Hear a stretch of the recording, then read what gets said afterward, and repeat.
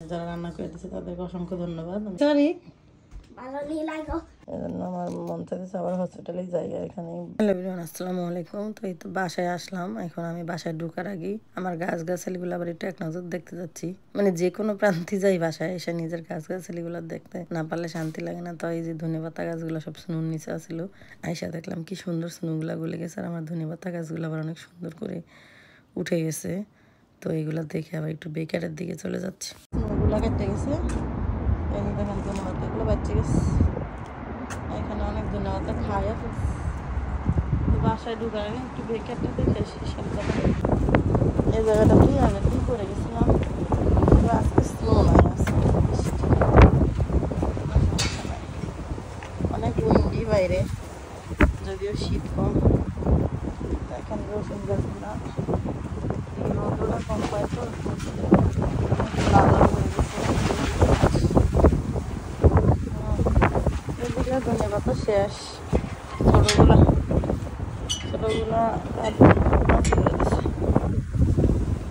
বড়গুলো একটু হয়েছে, ছোটগুলো যে কাঠবেলি খাওয়া যাচ্ছে না। আর একদম বাকি গোড়াগুলো মরে গেছে।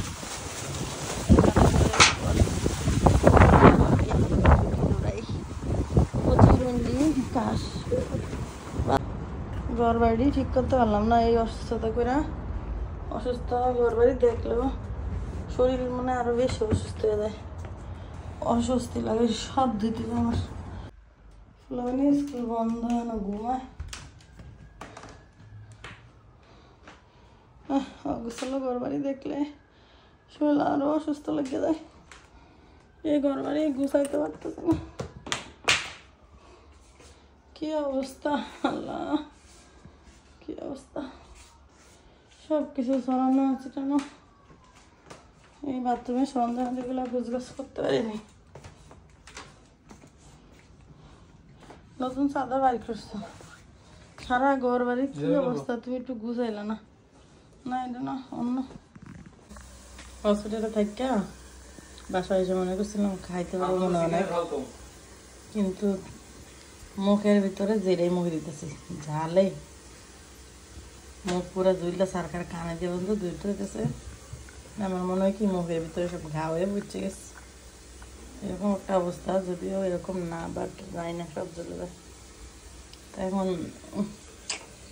দেখি কী করা যায়। তো আমার অনেক সময় আঙ্কিরাই রান্নাবাড়ি করে দিতে চাইছিলেন, কিন্তু আমি তো খাইতে পারতেছি না আসলে, দিয়ে একটা লাভ নাই। আর যারা রান্না করে দিচ্ছে তাদেরকে অসংখ্য ধন্যবাদ। আমি স্পেশালি নাম আর বলতেছি না, হয়তো এখন একদম জাল ছাড়া আমার রান্না করে খাইতে হবে কিছুদিন, তারপরে দেখি কি হয়। আর হাতেটা তো ফুলে একদম থাকতে পারি। ছোটবেলায় আমরা ডক্টরের দোকান থেকে এরকম স্যালাইনের পাইবে না চাবি রিং বানাইতাম। তারপরে ওই যে পাখার ধরার যে একটা ডান্ডা থাকতো না, মানে কি বলে লাঠি স্টিক, ওটা লাগাইতাম। তো আমি কালকে আমার নার্সে বলছিলাম আমাকে পাইপটা দিয়ে দাও। তো নার্সে বলতেছি তুমি এই পুরানটা নিবে কেন, নতুন একটা নিয়ে দাও। তো এই নতুন একটা আমার দিচ্ছে, কালকে যে আবার লাগাইছিল পুরানটা, তো সেটা আমি নিয়ে এসেছি। তো দেখি পরে সুস্থ হয়ে গেলে এগুলো দিয়ে আবার সাবিত্রা বানাই দেখাবো। মানে ছোটবেলার কাজ আসলে সবসময় করতে মন চায়। তো ব্যাগটা সব কিছু চেঞ্জ করছি, এখন সব কিছু অন্ধকার করে লম্বা একটা ঘুম দেওয়ার ট্রাই করবো।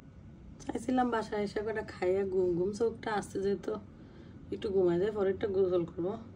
ওদের অত্যাচারে আমার আর ঘুমাই দিতেছে না, কারণ বাসায় এসে আমার কাছে আরো গন্ধ লাগতেছে, চিল্লাপাল্লা করতেছি।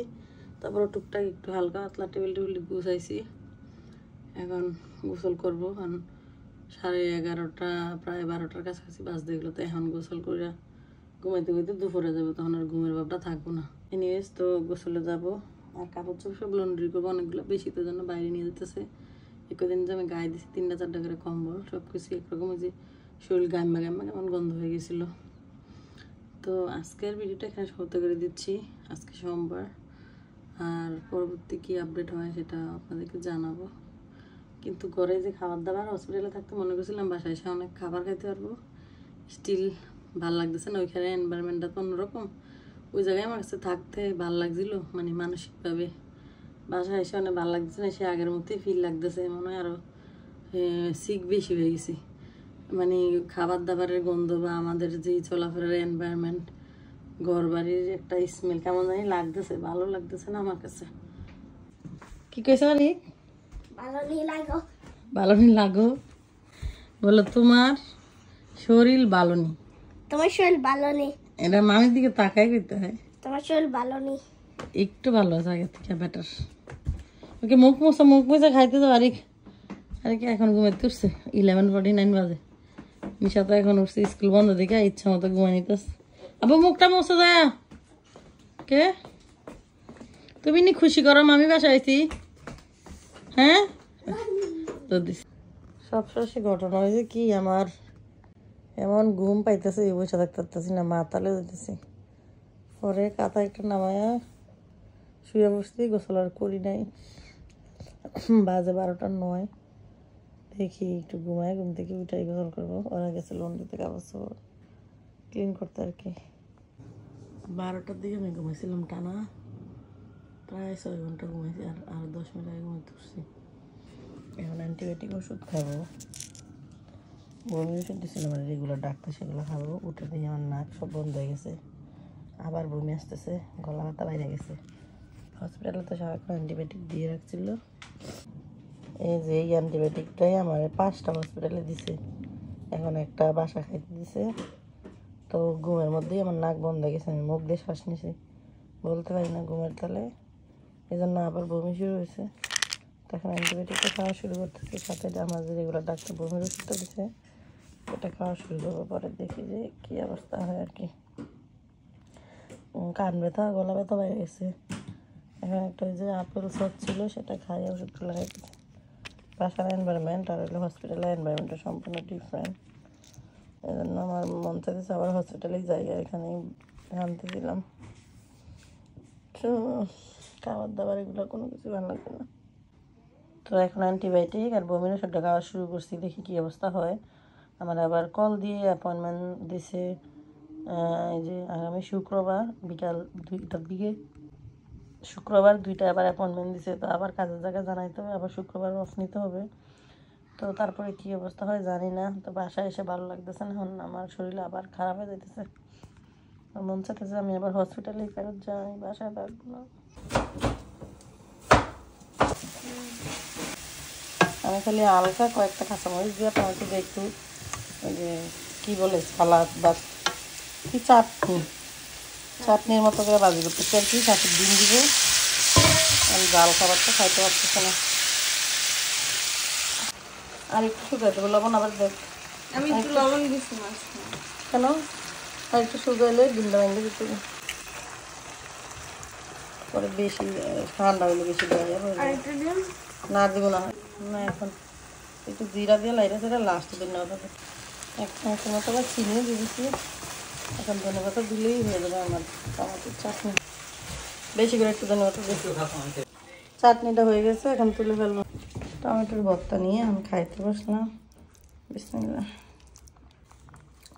হয়েছে মোটামুটি জাল কমই হয়েছে আর একটু কম মরিচ দিলে ভালো হতো যাই হোক এখন ভাত খাওয়া অ্যান্টিবায়োটিক ওষুধ আবার খাবো আর ঘাসের একটা সিরাপ দিচ্ছি সেটা খাবো খাই দিয়ে তারপরে কী হয় এত ক্ষুদা ফেডে কিন্তু খাইতে ইচ্ছা করতেছে না কোনো কিছু ভালোই লাগতেছে না শরীর অনেক উইক ডিজি লাগে একটু পর না মাথা করে গেলে পড়তেছে গোসল করে আসলাম 3 দিন পরে শরীরটা একটু ফ্রেশ লাগতেছে মানে আমার রান্নার মধ্যে হয়তো 1টা বা 2টা মরিচ দিতে তাছাড়া হইব না আজকের মতো ভিডিওটা এখানে রেখে দিচ্ছি সবাই ভালো থাকবেন আল্লাহ হাফেজ তো আমাকে আবার ডাক্তার অ্যাপয়েন্টমেন্ট দিচ্ছে শুক্রবারে আবার পরীক্ষা নিরীক্ষা করে দেখবে তারপরে আবার কি হয় সেটা আবার জানাবো 60% আমি হলো কষ্ট করে একটু বাজি করছি মিশু খালি খায়ালা কই খাইস না খায়ালা খাস করে কো ভালো লাগে না আর কিছু আমার অত সংসারে ভালো লাগে না আমার রান্না খাওয়ান আপনি 40% করছেন আমি 60% করছি তা তোরা তো কইছিলাম পুরাটাই করে এটা তার বলি না